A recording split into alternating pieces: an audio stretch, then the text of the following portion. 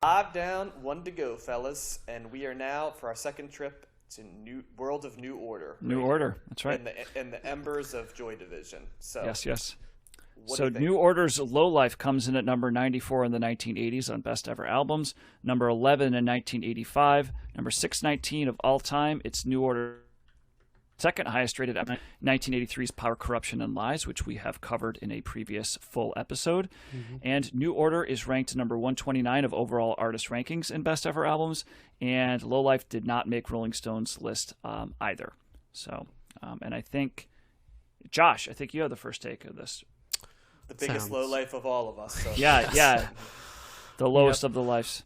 Just sitting, not listening to anything. That's right. A low life drinking a high life. Not listening to I didn't listen to this album, and I hated it. So New Order. I really like this album. I think it was. I responded to it and thought it was more successful than Power, Corruption, and Lies. I thought it was kind of shocking that Love Vigilantes is kind of a completely different track than the rest of the album. It kind of sets a tone that doesn't.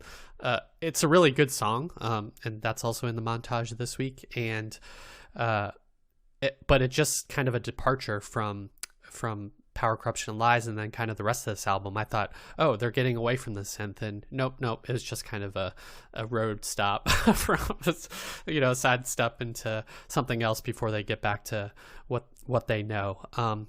That being said, I think the synth songs on here are much more effective, and I think they are moodier on this album. Or they kind of actually, I think the synths kind of run the emotions more, the gamut of emotions more. I think there's some lighter songs on here that use synth, like The Perfect Kiss, but then they kind of get into kind of the dark and almost gothic-y synth with something like Sunrise or Elegia, which is like full-on goth in my opinion, almost like they made that song in a church or something, and Castlevania is going to happen or whatever, but it does have a Castlevania vibe. Yeah. But then they kind of like swing back in Subculture, which is on kind of the back half of the album, is almost like a dance track, like a synth dance track, club music track. So I think they are kind of maturing in their sound more, becoming better musicians, or at least more complex musicians in their arrangements. And I thought it was a good listen. Overall, the whole album is pretty strong. There's only 8 tracks, I think, and there wasn't really any that I thought were too bad. They are kind of, some of them are on the longer side. I think they are stretching out that music and kind of exploring the space more. And as a result, it's not really as maybe frenetic, or it doesn't feel too the synths. What am I trying to say? There's more space in the synths ultimately, and in the music as a result. So yeah, this was a fun one. They are further and further from Joy Division, in my opinion, in their sound and what they wanted to be. And I think I didn't like Joy Division as much as you guys did, but so I kind of like the direction that this band ultimately goes into, and I seem to like them the further away they get from it. So thumbs up for me. What do you think, Matt? Oh, I'm next. I love me some Joy Division, and I love me some New Order. I like this album a lot. It's starting to, like, I did a little bit of reading on this, is kind of where they're saying, I know the last albums where they were like, Power, Corruption, and Lies is where they really start to becoming, who they would become, and this is really kind of perfecting that sound. It's definitely, it's continuing on the more positive, upbeat nature compared to Joy Division.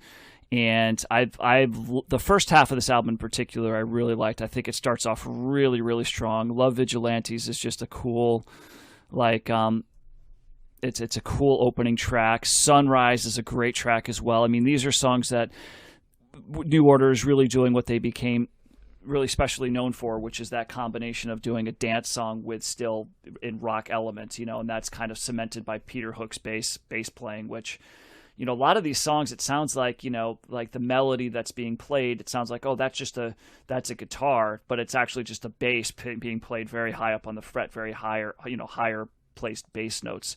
So, but yeah, this type of stuff is very easy for me. I'm not I wouldn't consider myself a big dance music fan, but I do like various elements of dance music when it's, especially when it's incorporated, kind of grounded in more rock stuff. But I see a lot of bands that would come to be, known in the indie rock scene in the 2000s, 2010s that, like Tokyo Police Club or, Cut Copy, these bands that have very melodic, danceable kind of, I wouldn't say techno, but it's definitely very electronic, very synth oriented dance stuff that also has guitar and bass, trickled in it as well. And I think New Order just do a really good job of that, and they kind of really perfected the sound at this time.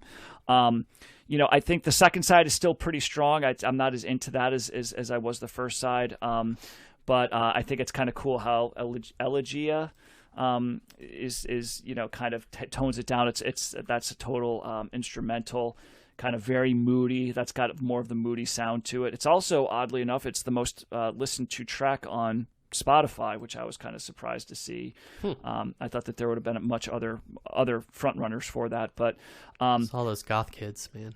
I guess so, man. But yeah, like Subcultures, it's very danceable for the most part throughout. And I like their vibe. I like their combination of traditional rock instruments with more of the synth, dance instruments and drum. I don't mind the fake drums. You got a lot of fake in here, I guess. A lot of manufactured, artificial manufactured sounds. I know, John, you've mentioned that that's not always your favorite thing, but I'm okay with that if it's done well. I think also when you have a lot of electronic, fake synthetic instruments, there's a variety of ways that you can go with that, right? It's not just oh, this is a fake sound, and that's the one thing with music is you can just, and the technology is you can create all kinds of sounds with this. But I think that they chosen their tones and their sounds wisely.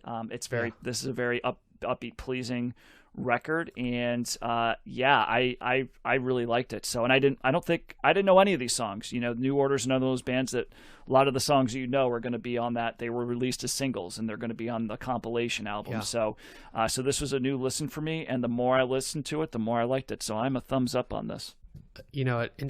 Before John jumps in, an interesting contrast to that would be Howard Jones, who used every synth under the sun. So and that's a good point, Josh. Well, let me continue a little bit because I didn't comment on Howard Jones, and if you're my one paragraph that I wrote on that was I was nonplussed with that. It didn't, just because you're synth, that doesn't mean you could just make a great album. I don't know. I didn't really connect with that. I found it was very kind of just there for me. It didn't really resonate with me at all. But this had a lot more energy. This had a lot more substance to it. This had a lot more depth and a lot more melody and just catchy, and just it was 10 times better than that Howard Jones album for me. So this is the way.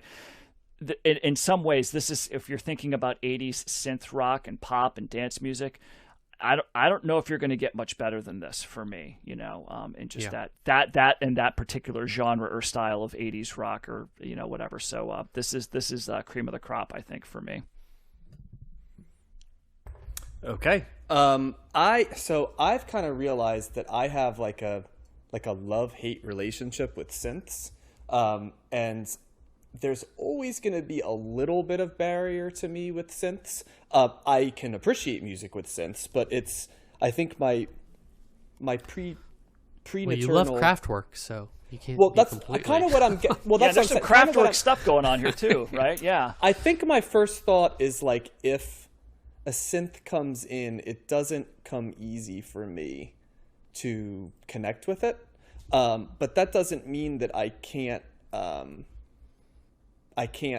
get there. You know what I mean? And I think this album, as you guys mentioned, was more successful in terms of incorporating the synths in a way that was appealing to me. And I think because there were songs on this, like there's a period, especially from 5 through 7, Elegia, Sooner Than You Think, and Subculture, where there were 3 songs I really enjoyed back to back to back. And the synth was an appealing sound for me. I was pretty on the record as saying I was not a big fan of Power, Corruption, and Lies. I still felt that there was an impenetrability to that. This was a warmer feeling, and maybe that's what it is for me with synths, is that like I respond more to warm synths like you'd see in pop music or like this album, or even when we talk you said Kraftwerk, right? Like I feel there's a warm, Kraftwerk, while being like metronomic and stuff, like it doesn't, I think when I'm saying warm, right, what I'm saying is like, does it seem hostile? Right, and Kraftwerk wasn't hostile to me. It could be mechanical and electronic, but not in a way where I was like put off, kind of. I think when we get later, like with 90s, electronic music, and you mentioned Nine Inch Nails and stuff like that, I think there comes a lane where I can respond to synths in an aggressive format, like if it's coming aggressive, right, like angry aggressive. But I think when it's like depressing, dark, synth, that's the synth that I struggle with more. And interestingly, it's not a problem for me in like rock music, right? Like it really isn't. So it's just very interesting to me that like I so find it that way in electronic music. But yeah, I did enjoy this album. I will say though, I don't find the singing super appealing. It's both not technically good, I'd say, and it's not like good in a way that's like interesting, right? Like not a great voice, but I think at times the singing hurts the tracks a little bit because it's just sort of there. And I think I'd almost appreciate it better as an electronic piece than I would as like sort of just a, like a piece that's, has lyrics on it. So sometimes it's kind of like I would rather just have experienced this electronically, if that makes sense. No, I would agree. Bernard Sumner's lyric, I mean, I'm fine with him, but you're right. He's serviceable. He basically got the job out of like, it was just like convenience, right? It was just like, well, let's just go with him. You know what I mean? Yeah. It wasn't like he's got this great voice. He just started taking the job over. But so yeah, that's probably the weakest part. But I think that the main gist of this band comes from the sonic nature and the combination of the synths and the bass in particular, and some of the drum machines. That's the overpowering force here, and the vocals are in service to that, but they're definitely second, or maybe third or even fourth or fifth to what's happening elsewhere. So you're not wrong about that. I don't think the vocals are the strong suit of this band. Right. But it's also kind of, this album at least is not, we always debate about the term industrial and clinical and cold and kind of that. Yeah, I didn't view this industrial. Yeah, this album didn't feel like that to me. There's kind of like John said, there's a warmth to it, even though you're using electronic instruments, which is maybe a little contradictory. But comparing this album to like The Cure's Pornography, I just don't think the depth of despair is there. No. Well, I mean, but Pornography's probably the most dark album. What's as dark as that album? I mean, you could make an argument maybe for the Suicide album, like at times, but was Bauhaus that dark? Bauhaus was kind of dark, wasn't it? I didn't feel they were more theatrical. Yeah, okay. I thought it was all right. Yes, right. Maybe in a different way, like Nick Drake. Yeah, like I guess point being is it's not like that. This album, but it's also interesting because there's several parts in here, like especially the bass, whatever Peter Hook is doing with the bass, the tone of that, it's very reminiscent of a Cure sound, not necessarily from Pornography, but like it's kind of got like that is kind of a distinct 80s sonic template right there with that bass, that kind of high pitched bass with the tone that they're doing. It's a very, it sounds, I'm like, that's a Cure. That sounds like the Cure to me, you know. So there are some of those similarities there. But yeah, I agree. This is not as cold. This is definitely like a livelier, a happier, New Order, which they were kind of going in that direction anyway. It's really Joy Division that was really the melancholy. You know, I didn't find Power Corruption lies terribly cold, although it was a little colder than this. So I guess I see what you're seeing too, John. But I felt, John, with some of that, especially Trans Europe Express. I mean, that I was thinking dystopia, right? I was just like a futuristic version that's like just like barren, like, you know, the humans are gone and now it's just robots. And it's I found it very dystopian and very cold actually, but I still liked it. You know, it was just yeah. I wouldn't say it's warm, but I would say it wasn't.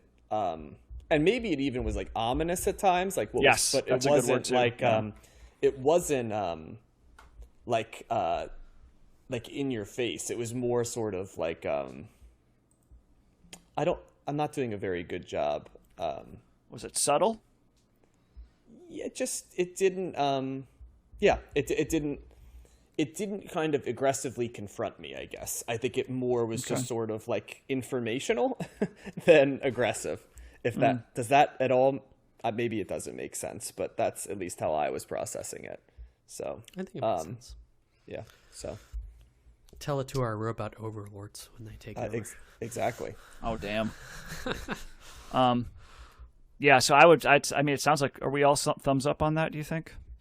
Yeah. On this? Yeah, I would say I was surprised because I don't traditionally think of myself as a New Order fan, but in this case, I enjoyed the album.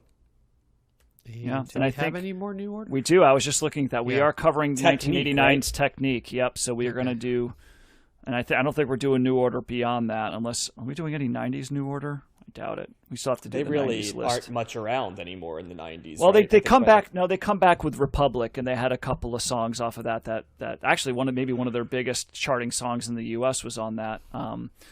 Which I forget the name of it, but I'm sure, John, I know you would probably know it.